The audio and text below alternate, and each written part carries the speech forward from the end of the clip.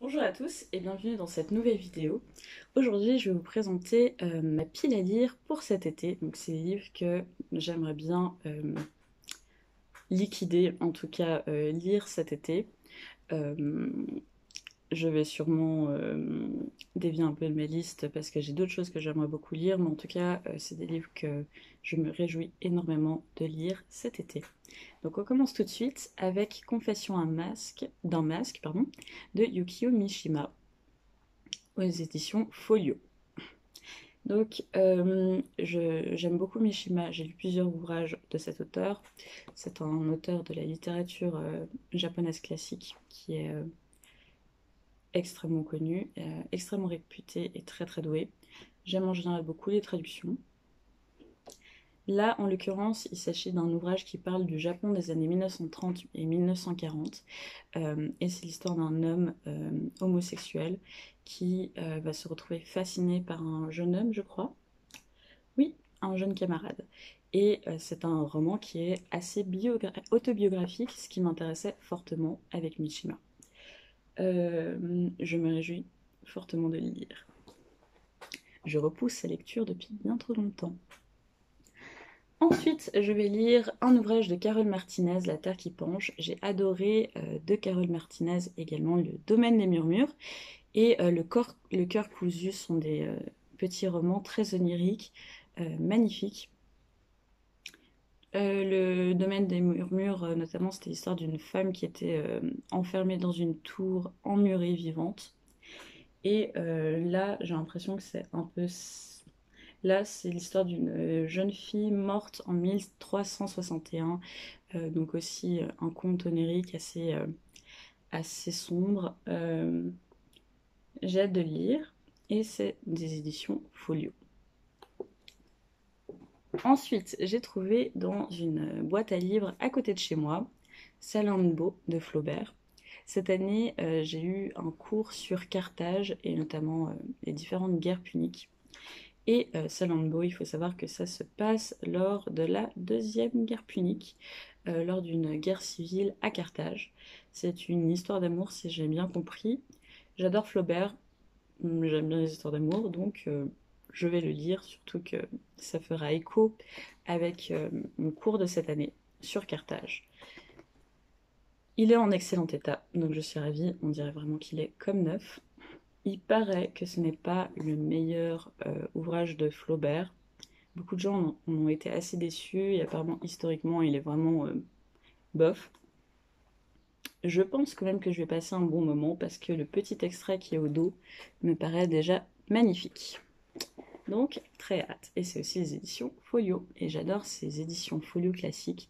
Les tableaux utilisés pour illustrer les romans sont toujours magnifiques et me donnent toujours très très très envie de lire. Ensuite, tout autre style, je vais me pencher sur Amour monstre de Catherine Dunn que j'avais acheté quand j'étais partie à Nancy chez ma meilleure amie. J'ai bien aimé les éditions de Gallmeister, j'ai lu Dans la forêt et un autre roman dont je me souviens plus le nom mais que j'avais bien aimé. Du coup, je fais relativement confiance à cette maison d'édition. Et l'histoire, c'est une famille de forains, si j'ai bien compris, qui vont se mettre à faire des expériences pour créer la troupe d'enfants monstres parfaite. Ça a l'air très sombre, très cynique, avec beaucoup d'humour aussi. Et je lis rarement ce genre de roman, donc j'ai hâte de lire. Et j'ai une passion pour le monde du cirque dans les romans. Je ne vais pas souvent au cirque en vrai, mais j'ai une passion pour les histoires autour du cirque, comme le cirque des rêves notamment, ou ce genre d'ouvrage. Donc je me suis dit que ça pouvait être intéressant de me replonger dans cet univers. Tout autre style et toute autre maison d'édition aussi, j'ai Shim Chang, Fille vendue de Hwang Sok-young. Je suis désolée pour la prononciation.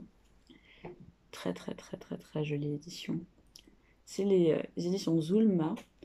Euh, j'ai déjà lu de Le conte des rois nordiques. Ou non, ce n'est pas ça, mais je le mettrai ici sûrement.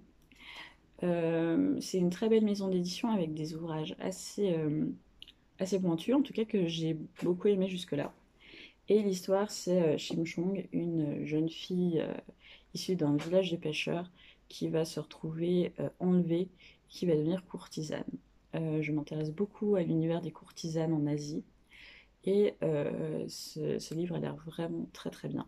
J'avais commencé à le lire il y a quelques mois et j'avais arrêté parce que j'avais très très très envie de lire une saga de fantasy, La Cité de Stella Gemmell et de... Je crois que c'est juste Stella Gemmell. Oui, c'est juste Stella Gemmell. Donc je m'étais arrêtée et j'ai très envie de reprendre. Donc voilà. Ensuite, un livre en anglais, pour changer un peu, c'est I Know Why the Caged Bird Sings de Maya Angelou. Si j'ai bien compris, c'est son roman autobiographique et elle raconte sa vie et notamment le racisme qu'elle a subi. J'adore les couvertures anglaises, c'est toujours aussi joli. C'est publié par Virago et c'est un classique de la littérature anglaise. Donc j'ai très envie de le lire enfin. Je crois que je l'avais lu quand j'étais très jeune en français, mais du coup j'ai envie de le lire en langue originale. Donc voilà, très hâte de le lire. Ensuite, une petite maison d'édition, Finitude, et c'est que les étoiles contemplent mes larmes. Donc déjà le titre est magnifique, je ne sais pas ce que vous en pensez, mais je trouve ça magnifique, de Marie Shelley, donc la jeune femme qui a écrit Frankenstein. Donc si j'ai bien compris, elle a écrit cet ouvrage à la mort de son mari.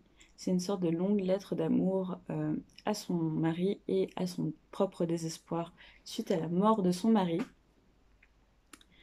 Ça a l'air magnifique, déjà le titre est magnifique, et si je vous lis le petit extrait au dos, l'inévitable défilé des jours déverse sa lumière sur la tombe de tout ce que j'aimais. Ça a l'air magnifique. J'aurais bien voulu le trouver en anglais, je ne l'ai pas trouvé en librairie, et puis j'avais envie aussi d'encourager cette maison d'édition Finitude qui, ma foi, a fait un travail magnifique avec ce livre. Si je vous montre un peu l'intérieur, vous voyez, c'est vraiment très joli. Le papier est d'excellente qualité. C'est vraiment très très beau. Et je n'avais jamais entendu parler de cet ouvrage, donc j'ai hâte de le lire. Ensuite, pour ce qui est de la fantasy, les deux ouvrages principaux que j'aurais envie de lire cet été, c'est Hope and Red de John Scoville, qui a l'air très très très sympa aux éditions Brajlon. Les couvertures des éditions Brajlon sont toujours si jolies. Donc pour l'histoire, oui, c'est le tome 1 de l'Empire des Tempêtes. Et pour l'histoire, c'est Hope qui est la seule survivante d'un massacre et Red qui est un orphelin qui vont faire une alliance pour combattre. J'ai vraiment envie de lire, j'ai pas trop lu de critiques et de résumés, je dois vous avouer, parce que j'aime bien découvrir l'univers des mondes de fantasy from scratch, directement. C'est quelque chose que j'aime beaucoup faire et qui me plaît toujours. Donc voilà, c'est pour ça que le résumé est pas ouf. Et ensuite, de Michael Johnston, toujours des éditions Brajlon, L'Empire de Selery. La couverture me donne beaucoup trop envie. Je vais peut-être commencer par celui-ci directement après cette vidéo. Donc, si je vous lis juste la première phrase du résumé, ça dit « Les héritiers d'un roi rebelle défient une dynastie de dieux vivants ». Apparemment, ça se passe dans un univers un petit inspiré fortement de l'Égypte ancienne. J'aime beaucoup l'Égypte ancienne. Donc voilà, on va voir. Je l'ai très rarement vu passer celui-ci sur YouTube. En tout cas, des chaînes que je suis. Donc j'ai très envie de le lire. Oui, j'espère passer un bon moment de lecture, mais j'en suis assez persuadée. Donc voilà.